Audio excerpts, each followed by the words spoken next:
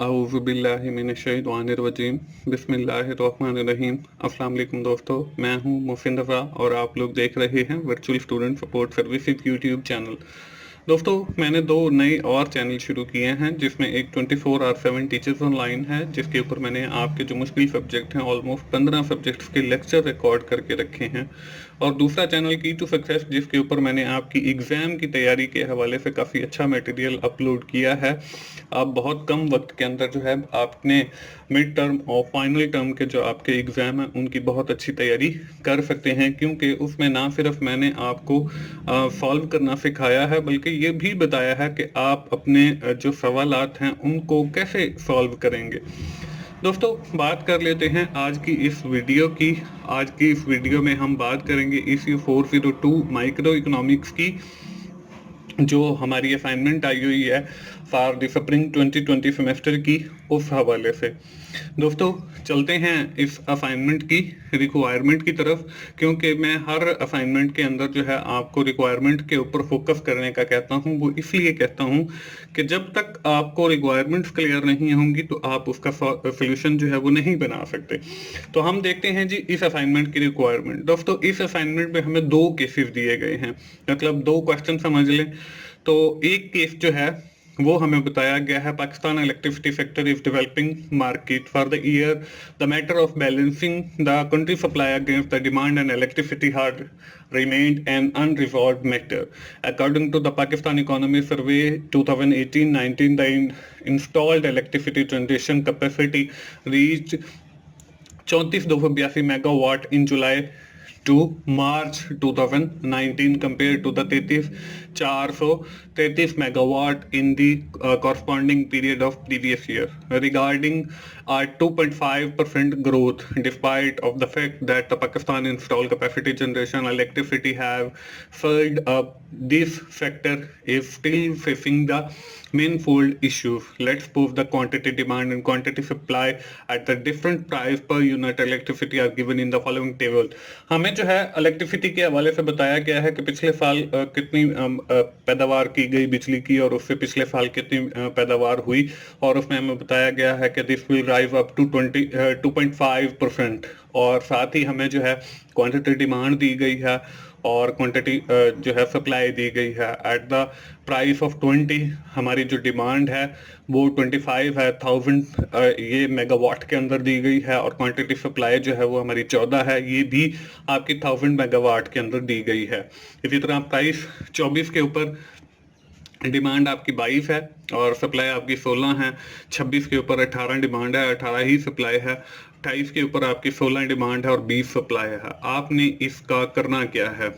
इससे जो है हमने first of all we have to identify the per unit equilibrium price of electricity.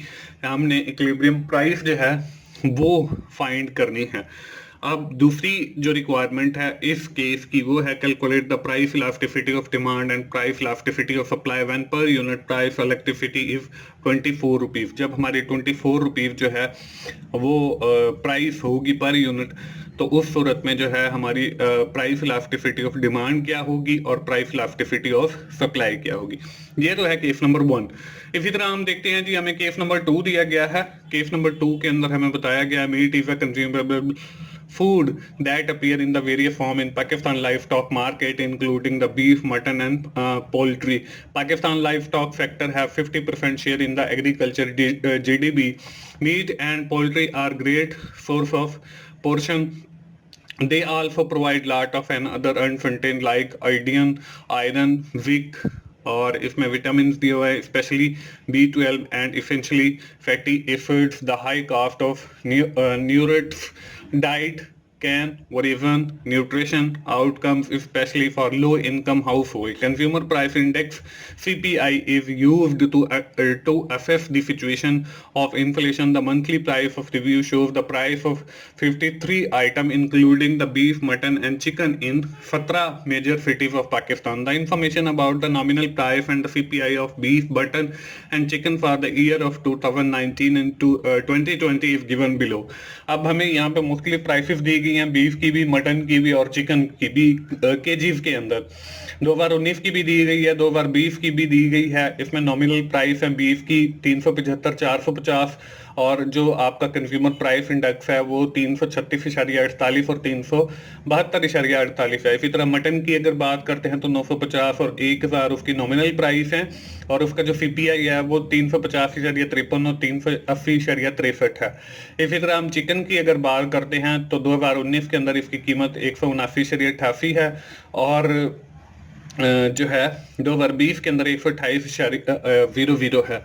इसी तरह अगर हम सीपीआई की बात करते हैं तो वो 225.63 है और 168.32 है। अब हमने इससे करना क्या है, इससे हमने keep in mind the above case assuming April 2019 as the base year, find the real price of beef, mutton and chicken April 2020। हमने जो है रियल प्राइस निकालनी है बीफ की भी, मटन की भी और चिकन की भी by using this above table का इस्तेमाल करते हुए। तो दोस्तों ये हैं हमारे वो दो केस या दो क्वेश्चन समझ लें या दो रिक्वायरमेंट समझ लें, फिर इनके आगे सब रिक्वायरमेंट भी हैं, तो हमने इसको सॉल्व करना है। चलते हैं जी इसके सॉल्यूशन की तरफ। दोस्तों आपको स्क्रीन के ऊपर एक टेबल नजर आ रहा है, ये वही टेबल है जो आपको क्वेश्चन नंबर या केस नंबर 1 के अंदर जो है वो दिखाया गया था। इसमें आपको पर यूनिट प्राइसेस, डिमांड और सप्लाई के हवाले से दिखाया गया है, और हमारा जो पहला क्वेश्चन था इस केस के हवाले से वो ये था कि हमने इक्विलिब्रियम प्राइस जो है वो फाइंड आउट करके बतानी थी। उसके लिए हम क्या करते हैं, यहाँ पे वही फर्स्ट आपकी रिक्वायरमेंट है, और इसमें हमने क्या करना है, फॉर्मूला हम यूज करते हैं। अगर हमने इक्विलिब्रियम कैलकुलेट करना हो तो उसके लिए होता है Q D is equal to Q F, मतलब quantity demand is equal to quantity price. ये एक ऐसा पॉइंट है जहाँ पे या ऐसी प्राइस है जिसके ऊपर आपकी क्वांटिटी जो डिमांड है वो क्वांटिटी सप्लाई के बराबर होती है। तो अब यहाँ पे देखें, अगर हम पहली रो को देखते हैं तो हमारी प्राइस 20 है, क्वांटिटी डिमांड जो है वो 25 है और सप्लाई जो है वो 14। इसी तरह अगर हम दूसरी रो के अंदर आते हैं तो 24 हमारी प्राइस है, 22 जो है वो हमारी क्वांटिटी डिमांड है और सप्लाई जो है वो 16 है। इसी तरह अगर हम तीसरी रो के अंदर आते हैं तो 26 आपकी प्राइस है, 18 जो है आपकी डिमांड है और सप्लाई जो है वो भी 18 है। तो इट मींस कि that is the point where Q D हमारी quantity demand is equal to Q F quantity supply के बराबर है।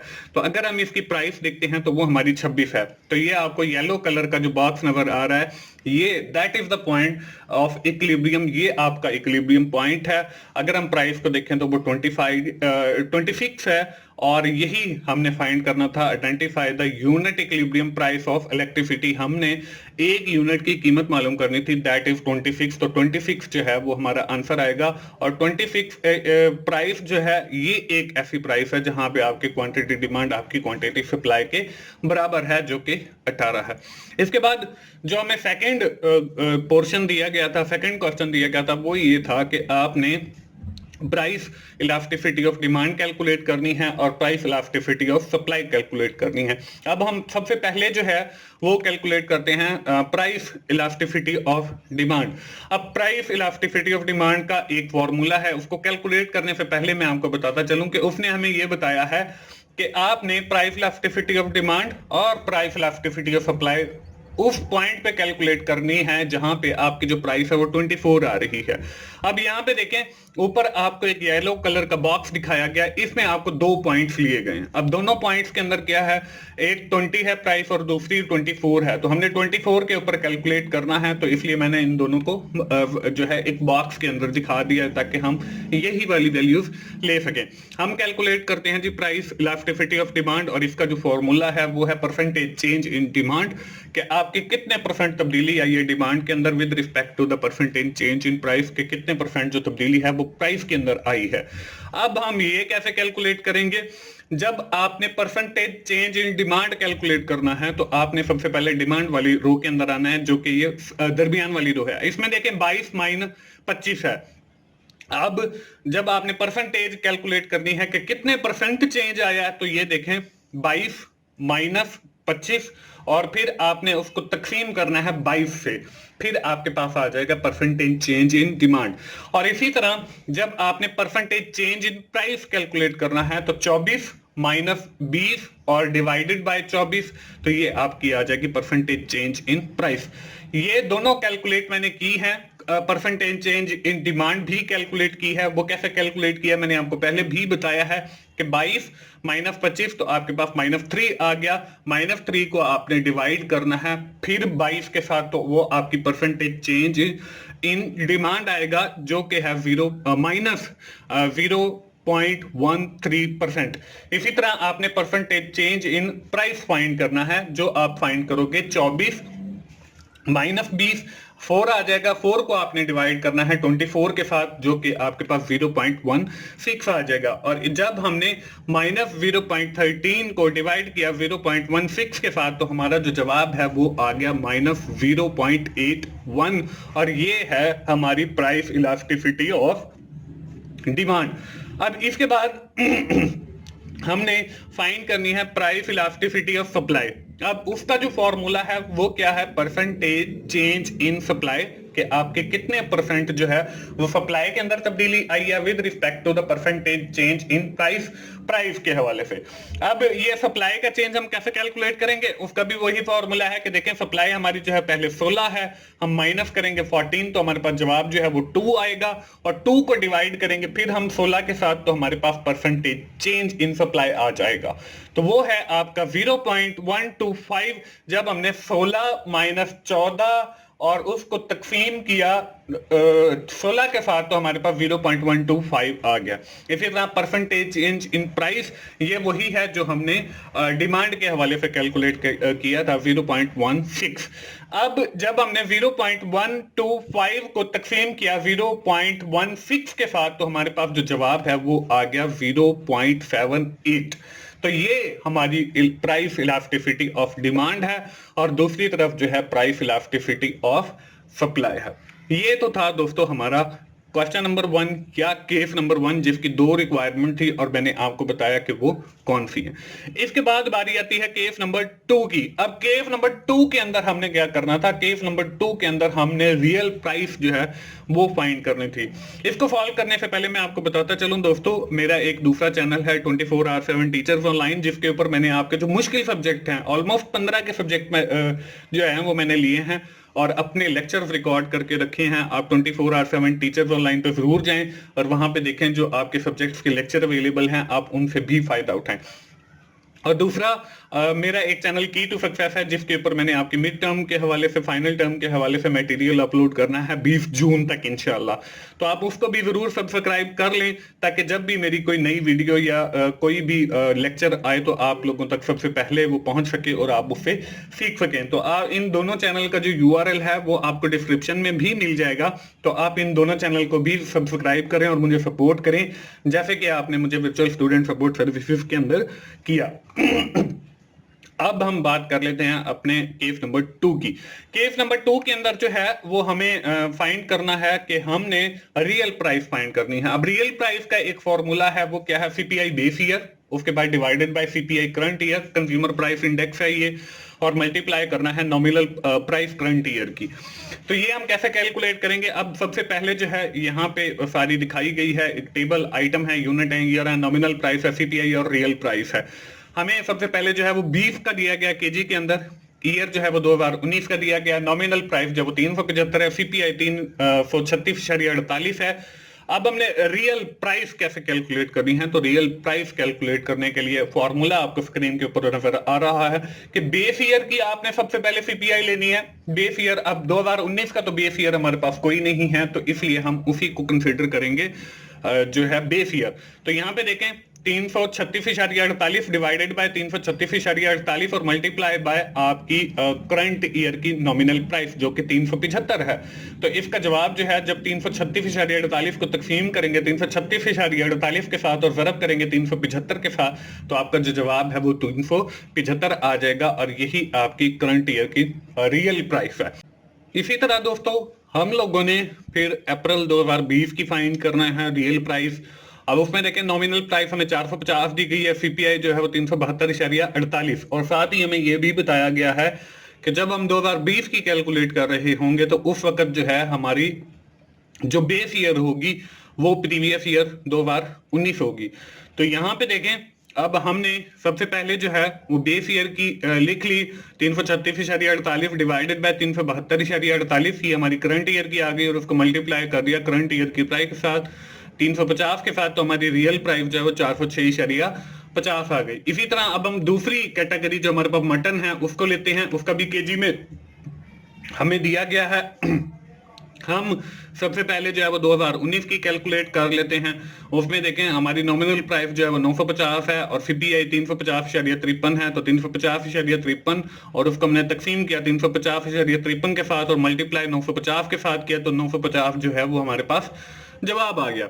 इसी तरह 2020 की अगर हमने कैलकुलेट करनी है तो उसकी प्राइस जो है वो 1000 है, 380.63 जो है वो इसका सीपीआई है और 350.53 तकसीम किया हमने 380.63 के साथ और मल्टीप्लाई 1000 किया, तो 920.92 जो है हमारे पास जवाब आ गया रियल प्राइस का।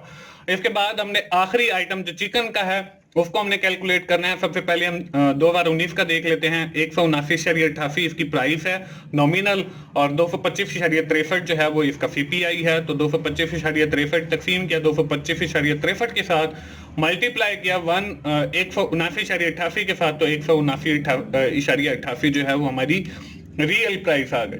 इसी तरह हमने अप्रैल 2020 का कैलकुलेट किया 128.00 का और 168.32 का, तो 225 हमारी बेस ईयर की आपकी सीपीआई आ गई और तकसीम किया 168.32 के साथ और फिर वर्ब किया 128 के साथ जो कि हमारी नॉमिनल प्राइस है, तो हमारे पास जवाब जो है वो 171.58 आ गया। तो दोस्तों ये था हमारा केस नंबर 2 का सॉल्यूशन।